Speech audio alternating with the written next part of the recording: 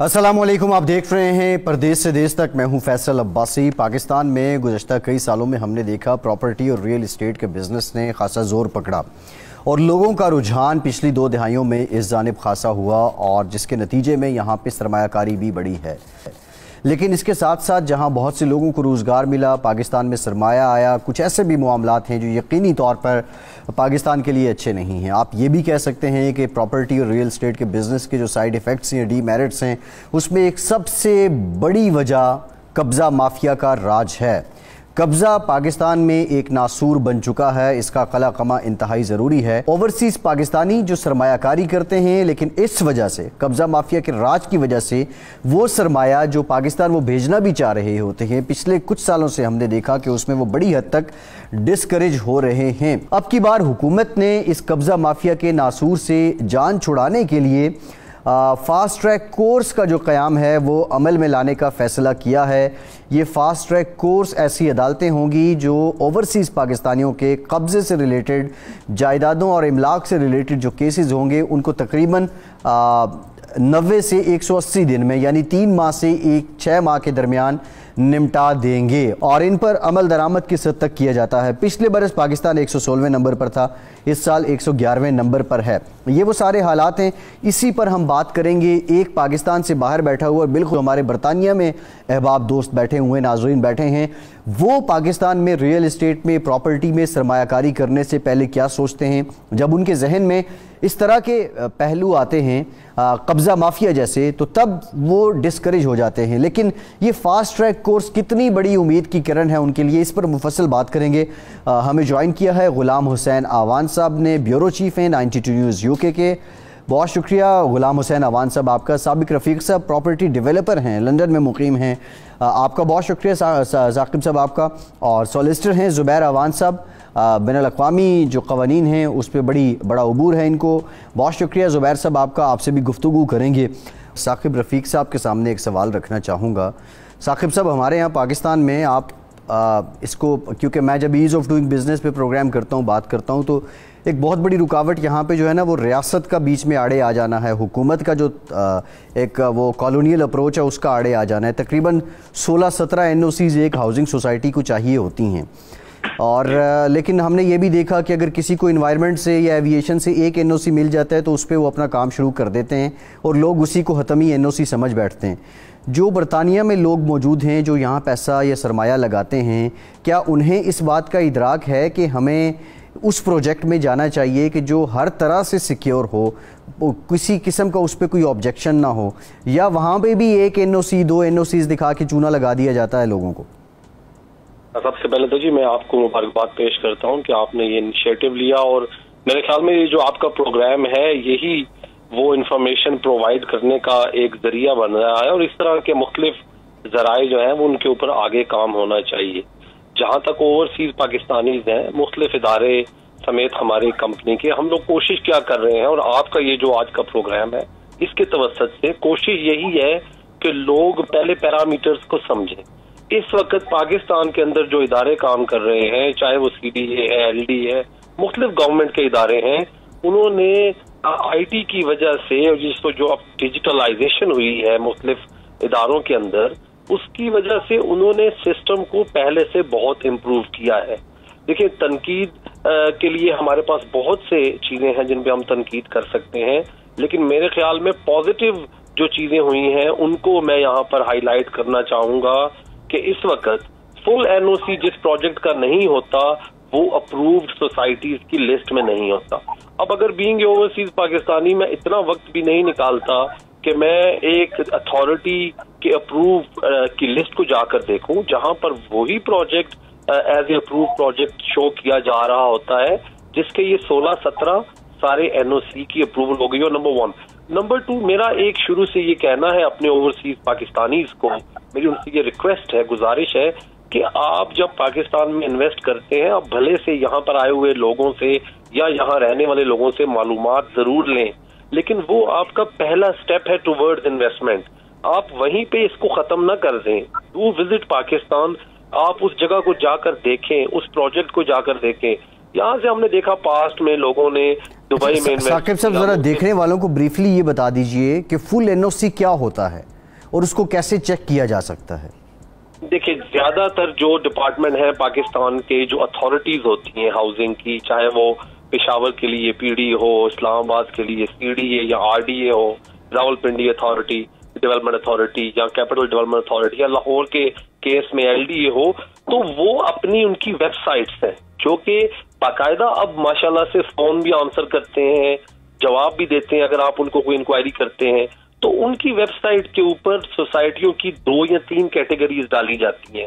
غیر قانونی housing society, آپ کو پہلے ہی پتا ہے، don't go any closer to them.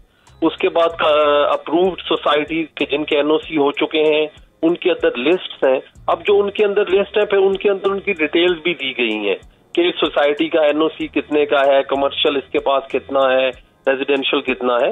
تو وہ جو فل NOC وہاں پہ ہوتا ہے وہ آپ کے لیے کم از کم گورنمنٹ کی طرف سے ایک آپ کو اجازت یا ایک طرح سے آپ کو اپروول دی جا رہی ہوتی ہے کہ ہاں اس سوسائٹی کو کام کرنے کی، پراپرٹی بیچنے کی اجازت ہے اور واقعی اس سوسائٹی کے پاس زمین موجود ہے، یہ آن گراؤنڈ اویلیبل پروجیکٹ ہے، کوئی ہوا پہ پروجیکٹ نہیں بیچ کے نکل رہا. ثاقب صاحب کی طرف چلتا ہوں. غلام حسین اعوان صاحب، آپ کی طرف میں آؤں گا. میں ہائی کمیشن کا جو کردار ہے مختلف ممالک میں اور بالخصوص برطانیہ میں ایسے جب معاملات یا مسائل ہو جاتے ہیں وہ کیا ہے اس پہ بھی میں آپ سے جانوں گا. لیکن ثاقب صاحب، اب ایک عام کنزیومر کا یا آپ انویسٹر کا سوال دیکھ لیں وہ یہ ہے یا اس کی اپروچ یہ ہے، یہاں پہ جب کبھی سوسائٹی لانچ ہوتی ہے تو اس کا ایک پری لانچ سیشن ہوتا ہے اور پری لانچ سیشن یہ ہوتا ہے کہ وہ ابھی رجسٹرڈ نہیں ہے، اس کے کریڈینشلز پورے نہیں ہیں، وہ پراپرلی اس کو NOC نہیں ملا، تو وہ اس کے جو ریٹس ہیں وہ رجسٹرڈ سوسائٹی کی نسبت تقریباً 50-60% کم ہوتے ہیں اور وہ لوگوں میں ایک چام ہوتا ہے. اچھا، کچھ تو جو لوگ ہیں جو بڑے اچھے بزنس مین ہیں وہ with the pace of time registered کروا لیتے ہیں اور ریٹس جمپ کر جاتے ہیں،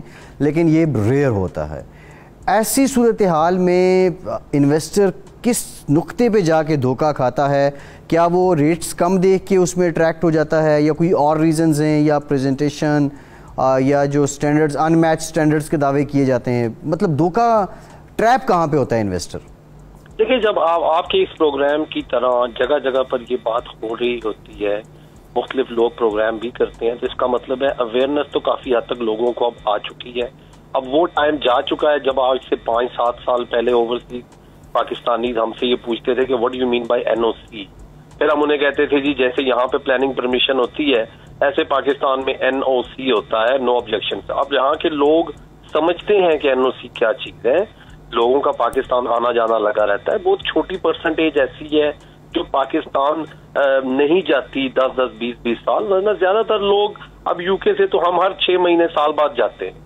تو اب سب سے پہلی بات یہ کچھ تھوڑا سا الزام یا تھوڑی سی ذمہ داری میں سمجھتا ہوں کہ انویسٹرز پہ بھی آتی ہے جب وہ اگر وہ کسی چیز کی پری لانچ میں اٹریکٹ ہو جاتے ہیں. ان کو پتا ہوتا ہے کہ پری لانچ چیز جو آئی ہے اس میں ابھی NOC نہیں ہے اور NOC آئے گا تو یہ پرائسز جمپ کر جائیں گی جیسے ابھی آپ نے کہا. تو اس کا مطلب ہے وہ اس رسک میں انوالو ہو رہے ہوتے ہیں، وہ اس رسک کو دیکھ رہے ہوتے ہیں، سمجھ رہے ہوتے ہیں اور گڈ ول کے اوپر بعض اوقات غلطی کھا جاتے ہیں کہ جی فلاں گروپ ہے تو ان کا NOC آ ہی جانا ہے. تو میں یہ سمجھتا ہوں کہ پاکستان کے اندر رہتے ہوئے تو شاید یہ چیزیں اتنا زیادہ ڈیمیج نہ کرتی ہوں، چونکہ وہاں رہ کر آپ کوئی بندے بیچ میں ڈال لیتے ہیں، کوئی دفتر کے 10 چکر لگا لیں گے، پھر وہاں بیٹھے ہوئے ہیں تو کسی کا کسی نہ کسی سے کوئی تعلق ہوتا ہے. تو وہ لوگ وہاں کے سسٹم کو سمجھتے ہیں اور اکثر پری لانچ ایکٹیویٹیز میں بہت زیادہ بیفور NOC انوالو ہوتے ہیں، ٹریڈنگ کر رہے ہوتے ہیں، فائلیں اٹھا لی، فائلیں بیچ لی. میں اوورسیز پاکستانیوں کو آج آپ کے پروگرام کے توسط سے یہ ریکویسٹ کرنا چاہوں گا کہ آپ سب سے پہلے NOC ضرور مانگے، فل NOC ضرور مانگے.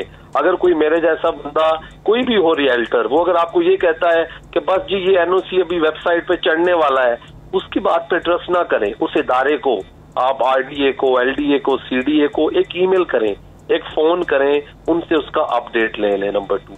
نمبر 3، اب پاکستان آتے جاتے ہیں، جب آپ لاکھوں کی انویسٹمنٹ کر رہے ہیں 500-700 کے ٹکٹ کی پرواہ نہ کریں.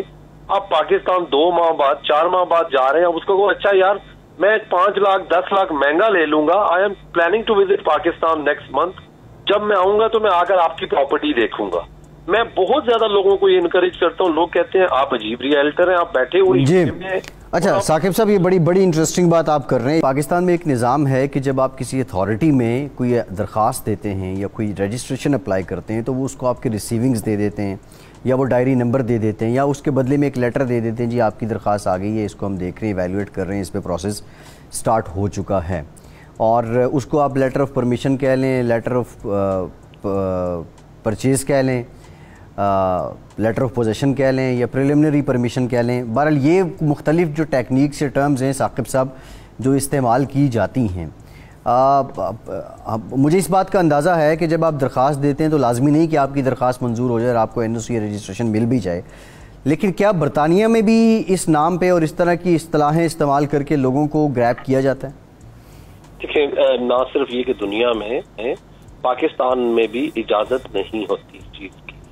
یہ ان چیزوں کو یوز کیا جا رہا ہے انویسٹرز کے لیے. اب انویسٹرز سے بات آگے چل پڑی. انویسٹرز یہ ہوتا ہے کہ فار ایگزامپل میں ایک ہاؤسنگ سوسائٹی بنانے جا رہا ہوں اور لائک مائنڈیڈ لوگ ہیں جو میرے نام پہ یا مجھ پہ ٹرسٹ کرتے ہیں ایز اے پرسن، اور میں وہ 10 20 30 لوگوں کے پاس جاتا ہوں، مجھے 50,000 کنال زمین چاہیے، یہ دیکھو یہ میں نے بیسک اپنی ریکوائرمنٹ سبمٹ کروا دی ہیں.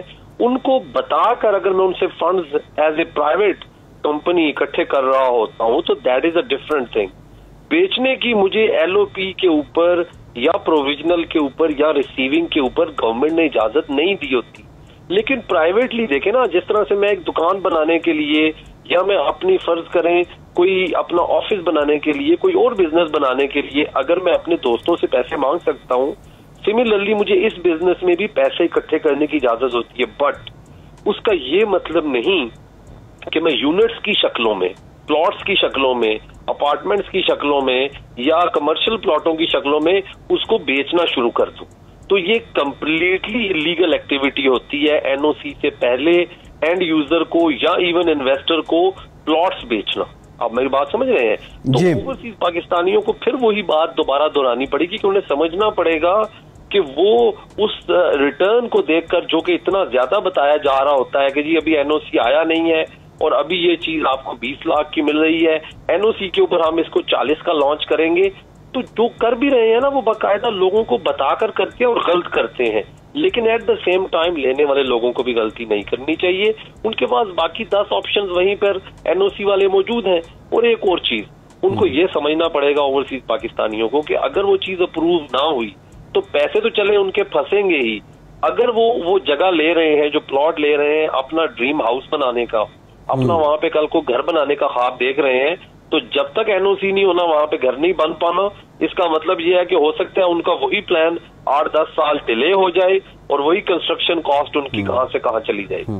نہیں ثاقب صاحب، یہ جو آپ نے لائک مائنڈیڈ لوگوں کی بات کی ہے، یہ جو ٹرسٹ وردی لوگوں کی بات کی ہے، وہ تو سمجھ میں آتا ہے، وہ تو ہر بزنس میں ہی ایسے ہوتے ہیں نا. انیشل بیسس پہ آپ لوگ ساتھ ملاتے ہیں، پھر آپ چلتے ہیں نکلتے ہیں، معاملات ہو جاتے ہیں. بٹ آج کے پروگرام میں جو مین فوکسڈ ہے وہ اینڈ یوزر ہے. میں یہ چاہ رہا ہوں کہ جو زیادہ تر معاملات خراب ہوتے ہیں وہ اینڈ یوزر کے ساتھ ہوتے ہیں. انویسٹر تو اس کو پتہ ہوتا ہے، وہ ساری جمع تفریق کر لیتا ہے اپنا پیسہ لگانے سے پہلے، ورسٹ کم ورسٹ کیا ہوگا اور بیسٹ کم بیسٹ کیا ہوگا، وہ تو خیر ایک علیحدہ سین ہے. بہرحال اینڈ یوزر زیادہ متاثر ہوتا ہے. اور یہ جو NOC کی بات ہو رہی ہے، فل NOC سے مراد یہ ہے جو ثاقب صاحب نے طریقہ بتایا کہ متعلقہ اتھارٹی کی سائٹ پہ جائیں.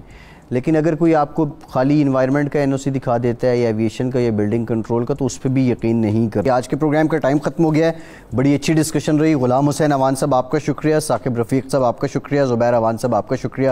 فیصل عباسی کو اجازت دیجیے.